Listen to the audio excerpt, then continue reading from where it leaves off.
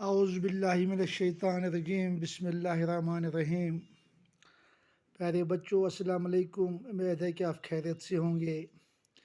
کل ہم نے جماعت 8ویں اردو کی لیسن نوبل انعام کی کہانی پڑھی۔ جہاں تک ہم نے کل پڑھا تھا اس سے آگے آج ہم پڑھیں گے۔ ٹاٹو بچوں بے ون تو یہ نوبل انعام یہ امن ادب فزکس کیمسٹری ادویات اقتصاد مز دن واریاہن ہندوستان کن تہ آئی امن کامہ پہ دن۔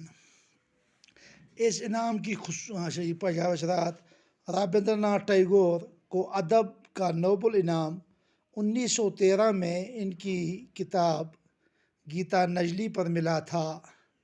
ہمارے سائنسدانوں میں یہ انعام سی وی رمن کو فزکس میں ملا تھا۔ ان کے علاوہ دو اور سائنسدان ڈاکٹر ہر گوبت کھرانا اور ڈاکٹر چندر شیکھر کو بھی نمایاں کام کرنے پر یہ انعام دیا گیا ہے۔ یہ دونوں ایک عرصے سے امریکہ میں رہ رہے ہیں اور وہی کی یونیورسٹیوں میں کام کرتے ہیں۔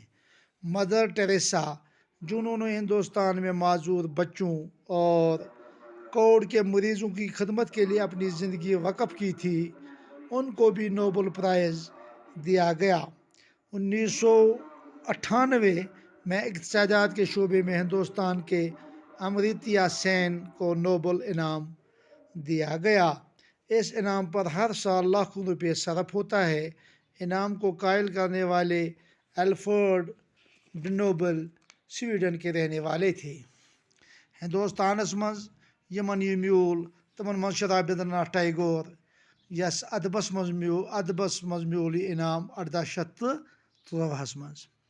بی میول یہ سانن دون سائنسدانن سی وی رمنس میول فزکس مز تو بی میول ڈاکٹر ہربند کھرانا تو ڈاکٹر چندر شیکھرس۔